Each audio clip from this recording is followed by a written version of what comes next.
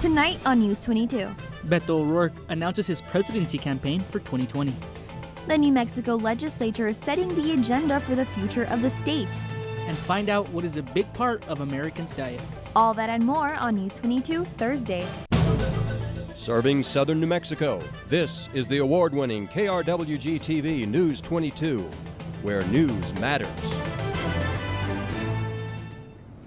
Good evening, everyone. I'm Adon Contreras. And I'm Victoria Valderrama.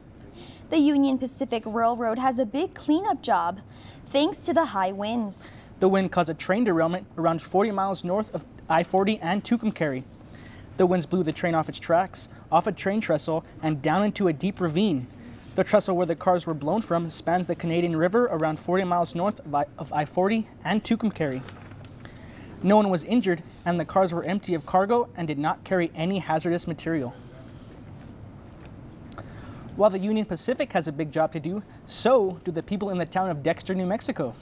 Tornadoes ripped through the town Tuesday evening, damaging buildings and injuring people. KOAT's Sasha Leninger has the story. I would say a state of euphoria, pretty much shock. Many people tonight at a loss for words after a twister rips through the town of Dexter Tuesday night. I can't really even explain to you the feeling of it because you're just not thinking it's going to happen here. But it happened for the first time, leaving destruction in its path. We actually went door to door in Dexter last night and flagged every house to make sure everybody was safe. A home with a missing roof, a tire shop with its walls torn off. Last night they were having to put down cows and things from the dairy that sheet metal just tore them to pieces. Today it's all about the cleanup, but that did not come easy. Strong winds blowing debris everywhere, causing a dangerous situation. Basically, it's like shrapnel flying around out there with the wind. And making cleanup efforts difficult for everyone involved. Today, because of the wind, everything is unstable, and we don't want to have to be going in to take out another casualty. In all, more than 10 buildings destroyed and 5 people injured. No one being allowed to enter their homes until the winds die down. It's going to be a recovery effort in their homes. There's nothing that they need to go in right now and just get out of there. That's Sasha Leninger reporting. More than 50 officers are patrolling the neighborhoods to make sure no one's property is taken. Well, the wind here in Las Cruces wasn't blowing nearly as bad as it was yesterday. It really wasn't, and Mandy is next with the first look at weather. That's right, what a difference a day can make. 4-mile-per-hour winds that we're looking at right now, 57 for our current conditions with sunny skies. Our humidity is sitting at 15%, our dew point at 10 degrees, and our barometer at 30.07 inches. Today's high was 58, well below our average of 70. Tonight's low at 35. Taking a look at the year 2007, we saw a record high of 84 and a record low of 49 in 88. We saw no rainfall today, so our yearly rainfall sits at 0.39 inches. That's all I have for your current conditions. I'll be back later to talk your national forecast. For now, more news. The already crowded field of Democratic presidential candidates is now a little bigger. Former El Paso Congressman Beto O'Rourke released his decision this morning on Twitter with his wife at his side. A few hours later, he was in Burlington, Iowa, starting his campaign. O'Rourke was a 3-term congressman from El Paso who lost a close race for Texas senator. His near win in deep red Texas propelled him to stardom in the Democratic Party. A new Vanity Fair profile published Wednesday quotes O'Rourke saying, "He is just born to be in it." Another rebuke for President Trump from members of his own party. A dozen Republican senators voting with Democrats to overturn Trump's national emergency declaration for a border wall. Trump is expected to issue the first veto of his presidency, all to defend his signature campaign promise. Abby Phillips reports.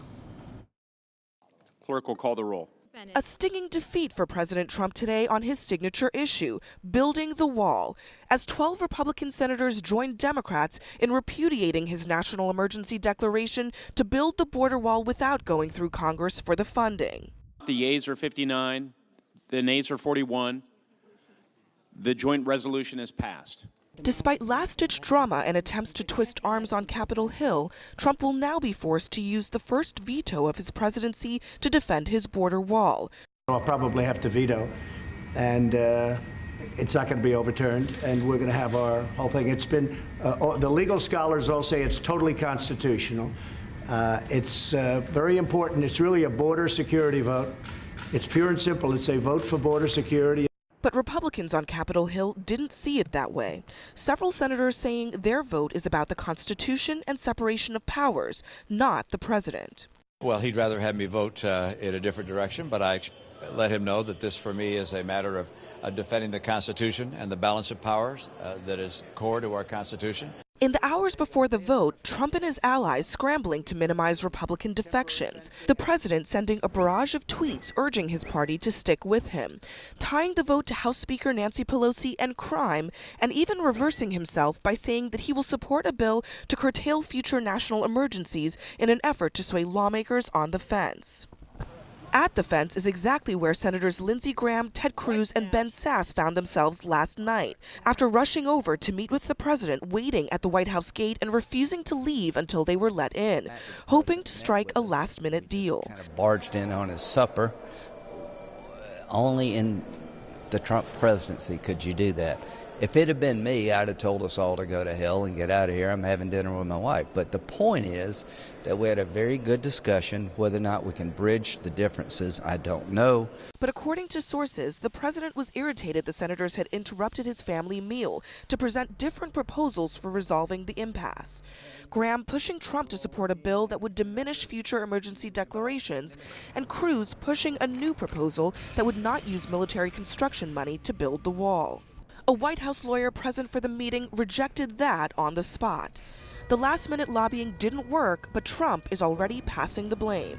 The Republicans didn't fight hard enough. That was Abby Phillips reporting. Members of the New Mexico legislature are busy voting on a variety of issues that will affect the state for a long time. Here's Gabe Chavez with a rundown of some of the issues they're dealing with.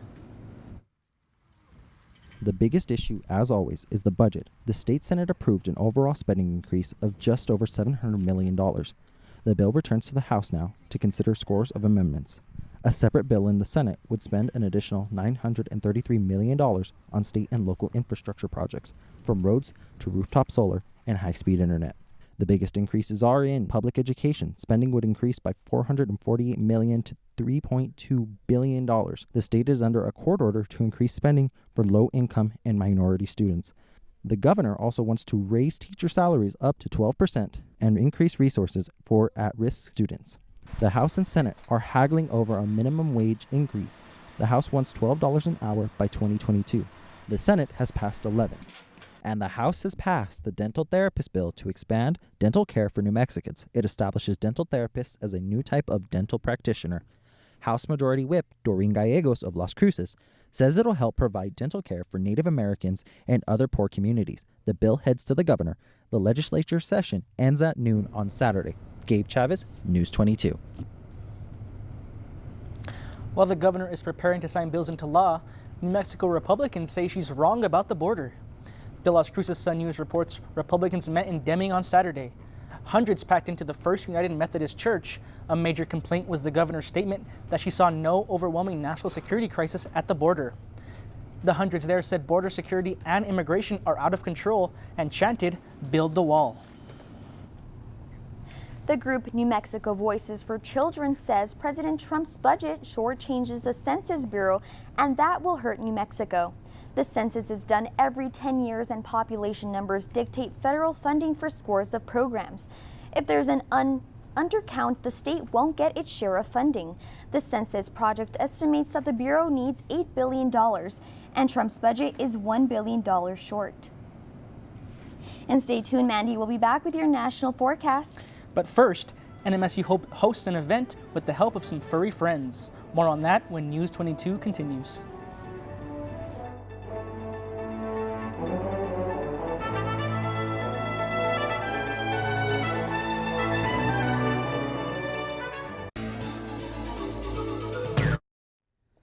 Hi, I'm Robert Palacios, host of Fronteras, A Changing America. Each week on Fronteras, we discuss issues that affect our daily lives and our community.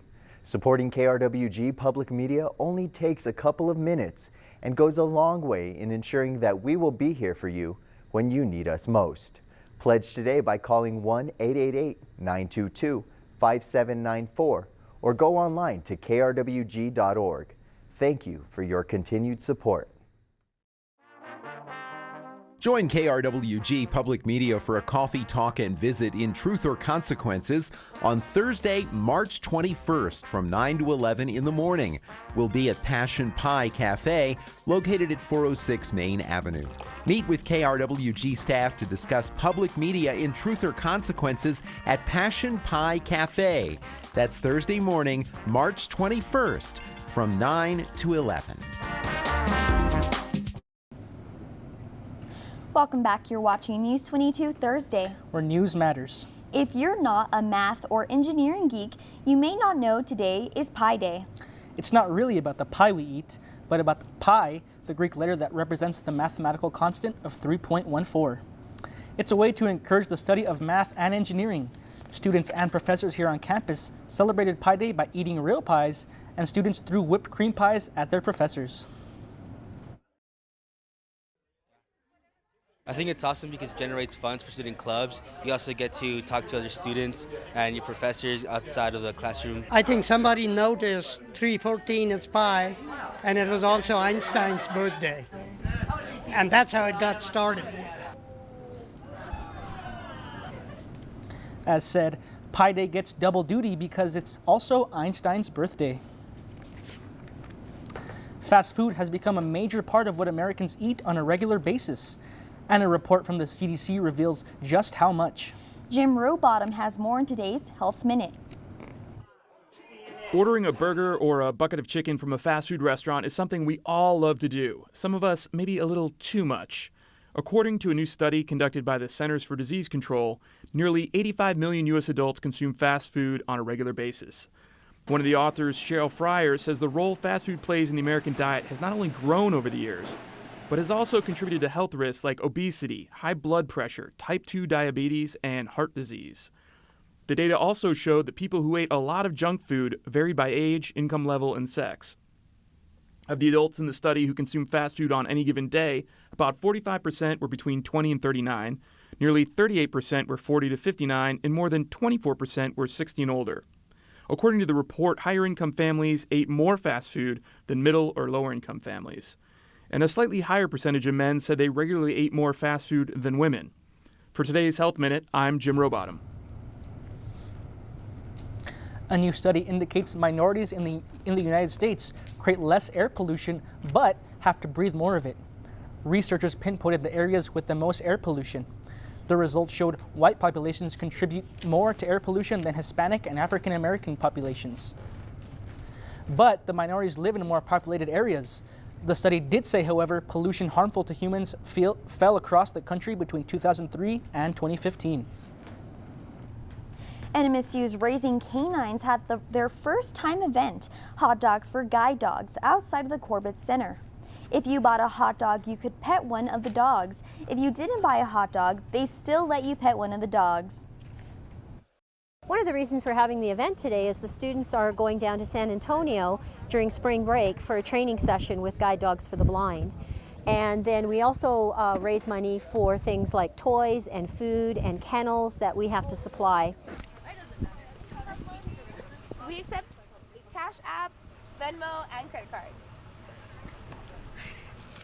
Carry it all on.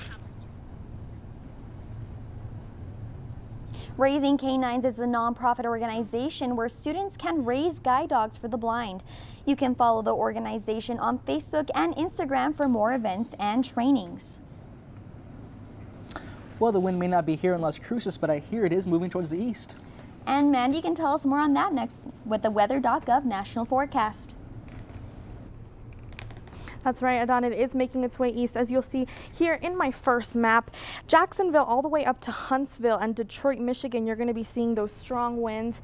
That large hail and tornadoes is possibly being very damaging, so do please keep that in mind if you're traveling there in the next 48 hours. As you'll see here in my second map, tonight's outlook for the rest of the country: El Paso, you're looking nice at 40 degrees, Lubbock at 27, Detroit at 42, and New York at 48.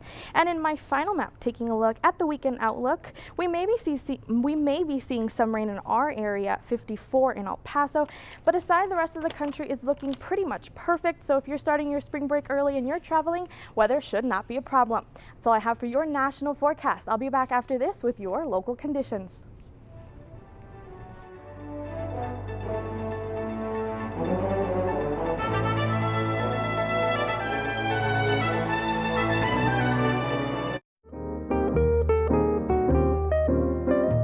Fresh Air with Terry Gross, weekday mornings at 11 on 90.7 FM and streaming live on KRWG.org. I got a bouquet. When Annette Ontel passed away, she left a lot behind. We're turning Grandma's house into an archaeological dig. So ridiculous. 306 Hollywood on POV. Monday at 8 p.m. on KRWG Public Media. Antiques Roadshow is visiting America's center of political power, Washington, D.C. He won it at a card game in a saloon in Chicago. I bought a couple of piles of stuff, and in one of the piles were these two. Oh, okay. Don't miss these appraisals and many more next time on Antiques Roadshow. Monday at 7 p.m. on KRWG Public Media. Welcome back. Let's talk our current conditions across New Mexico. Farmington, you're looking at 42 right now. Clovis at 43. Ruidoso at 41. A little bit warmer here in Las Cruces at 57. 57 as well in Roswell, and 56 in Deming. Tomorrow across New Mexico, we will be seeing much of the same. 49 in Farmington, 46 in Santa Fe, 49 again here in Clovis, Roswell at 52, 57 here at home in Las Cruces, and 55 in Deming. In Alamogordo, clear skies tonight, 29, a bit chilly for your low. Partly cloudy skies tomorrow at 54.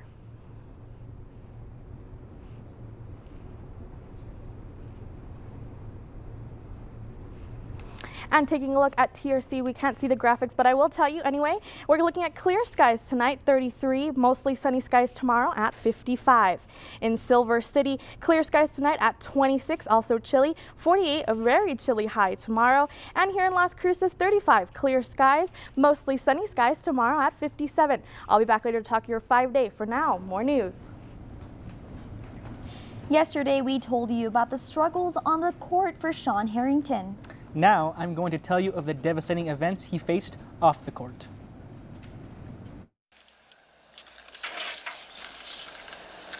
When Sean Harrington returned to Las Cruces a couple weeks ago, he was remembering the excitement of playing one season at the Pan Am Center. An injury ended his Aggie career, but he continued his success at Northwest Missouri State. After a great career at Northwest Missouri State, Sean ended up teaching at his alma mater, Marshall High School. However, it was at a stoplight just like this one that Sean's life would be changed forever. He was taking his daughter to school when he reached a stoplight and gang members opened fire on his vehicle. 7:30 in the morning, on my way to work and drop my daughter off at school, something I've been doing every day for the last 2 years. She was a sophomore, so for the last 2 years, and some guys mistake my car for somebody else and opened up fire on me and my daughter in the car.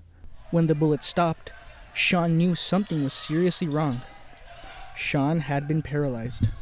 Sean also had to deal with the pain of losing his mother after she was shot during a home invasion. That's the reason that I could probably can do while I'm in this chair and can have a conversation with you.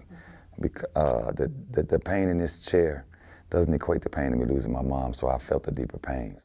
After hearing the news, Coach Bradford called to make sure he was doing okay. He also wanted Sean's story told. He decided to write a book. Subconsciously, I think I knew that this is what I should be doing, because I was going to bed at night thinking, what's going on with Sean? And waking up in the morning trying to put the pieces together and try to help him. And it just seemed like something I was meant to do. Sean says Russ got it right. I read the book in 2 days. And it wasn't because it was about me. It just really kept me intrigued, kept me reading. I'm not a reader, like I said, but to go through this book, it was well written, and the way he delivered the story. The support system that Sean received after the incident is something that he will always appreciate. And there's still dark moments every day. That's something I'll be dealing with for the rest of my life. But because I started out with great support is what helped me the most going through rehab. The road to recovery has been long and hard, but he's optimistic that one day he will get up out of his chair and walk.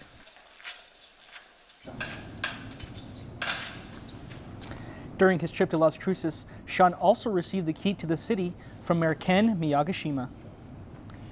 Well, today was NMSU's first day in Las Vegas, and they're already off to a hot start. That's right, and Claire's going to tell us more next with sports. Thanks, Don and Vicky. Coming up in sports, find out who the Lady Aggies play next in Vegas. More on that when News 22 returns.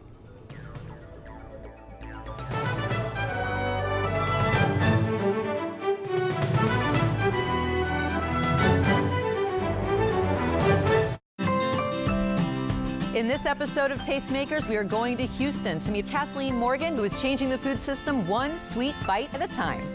I chose to do frozen custards because of the wide range of products I could use to make them, the fact that milk was the primary ingredient, I could source that locally, and the creativity it allowed. I could express so many different ideas and flavors through them.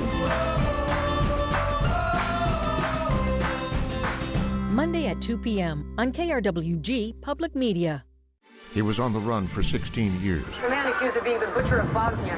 Then on trial for genocide. I will ask that you give the people of Bosnia the truth about what Ratko Mladic did. With exclusive access to both sides. All the evidence says that our client is not guilty. And that's my firm belief. Frontline goes inside the historic trial of an accused war criminal. The time has come for General Mladic to be held accountable. Tuesday at 8 p.m.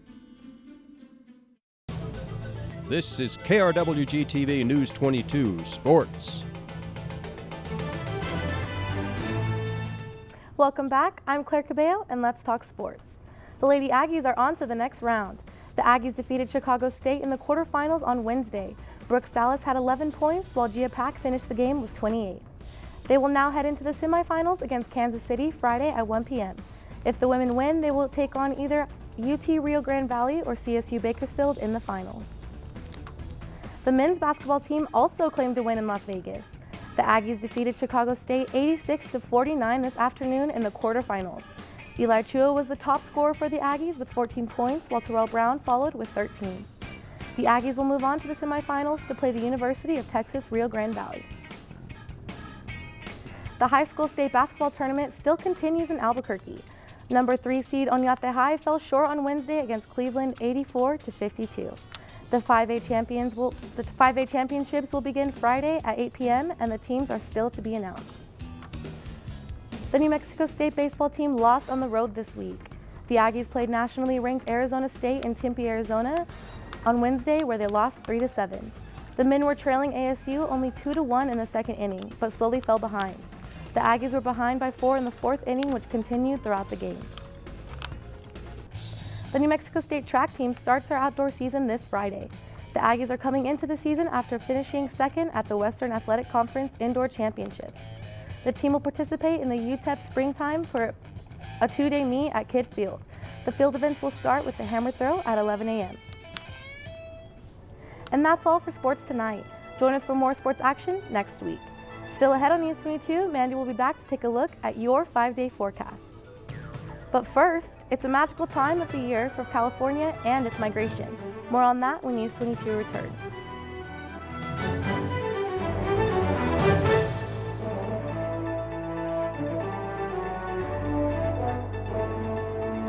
Next time on Finding Your Roots, 3 African Americans rethink old assumptions about their ancestry. I didn't think that this was possible. It makes me so happy.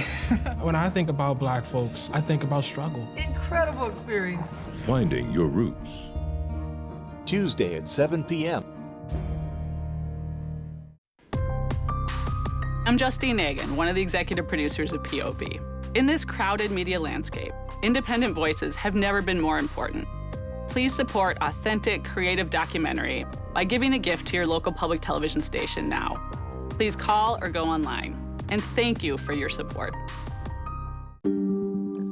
Hi, I'm Lois Fossen, the executive producer of Independent Lens. We hope that with Independent Lens, you can meet people who help change your life by understanding their life a little better. And in that understanding, we can all become a little closer as a country and bridge the gaps that we seem to think are dividing us. If you value independent storytelling, call or go online and support your local PBS station now. Thank you. Let's take a look at our top stories. Former Congressman Beto O'Rourke has announced he will be running for president in 2020. Members of the New Mexico legislature are taking care of the issues that can affect the state. In today's Health Minute, we learn the dangers of eating at fast food restaurants. It's a glorious time of year in Southern California, the wildflower superbloom. And this year, the superbloom is not only filling the deserts with eye-popping displays of color, it's also providing a feast for swarms of painted lady butterflies. They've started to migrate up from Mexico. Painted ladies tend to thrive when there's a superbloom because there are so many plants for the butterflies to lay their eggs and for caterpillars to eat. Painted ladies are orange and black and are often mistaken for the bigger, more famous monarch butterflies. Wow, I wish they could pay us a visit. I know, I'm sure that looks really, really pretty. So Mandy, tell us about the next 5 days. Well, the next 5 days are looking pretty good. This weekend we're gonna be seeing some pretty cool weather, below average. But as the work week starts, we're gonna get back up into those upper 70s. All right. Well, it looks pretty good. That's right. And don't forget, you can catch all of today's Earth stories and past newscasts on our YouTube page at youtube.com/KRWG News 22. And follow us on Twitter, Instagram, and Snapchat for show updates and the latest on what the News 22 team is up to.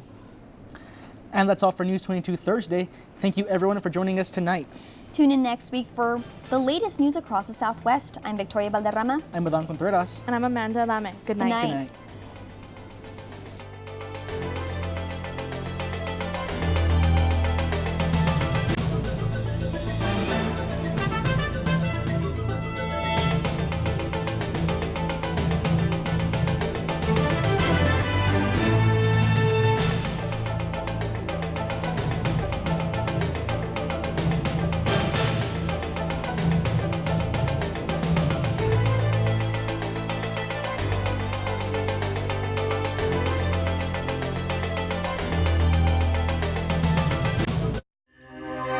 This news brief in Español is brought to you by Noticias 22, Spanish language news for southern New Mexico and West Texas. Noticias 22.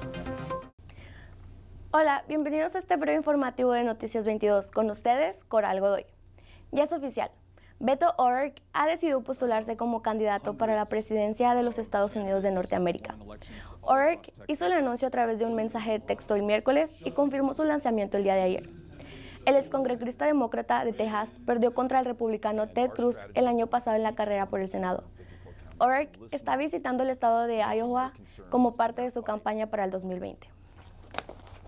En otras noticias, una niña de 5 años de las Cruces está a salvo y está en casa con sus padres ahora, pero su destino fue desconocido durante aproximadamente 1 hora hoy el jueves por la mañana. Poco después de las 7 a.m., 14 de marzo, la policía de Las Cruces se enteró de que una Chevy Cruze 2017 con una niña de 5 años en el asiento trasero se encontraba corriendo cerca de una casa en el bloque 1800 de Thomas Drive. La madre de la joven volvió a su casa por un momento. Cuando ella regresó, su coche y su hija se habían ido. La policía inmediatamente recorrió el área y emitió una alerta, alertando a todas las agencias policiales del área para que vigilen el vehículo robado y la niña. Horas después, el conductor, identificado por la policía como Víctor Castillo, de 35 años, fue detenido y la niña de 5 años estaba ubicada dentro del vehículo. La niña no mostró signos de lesión física.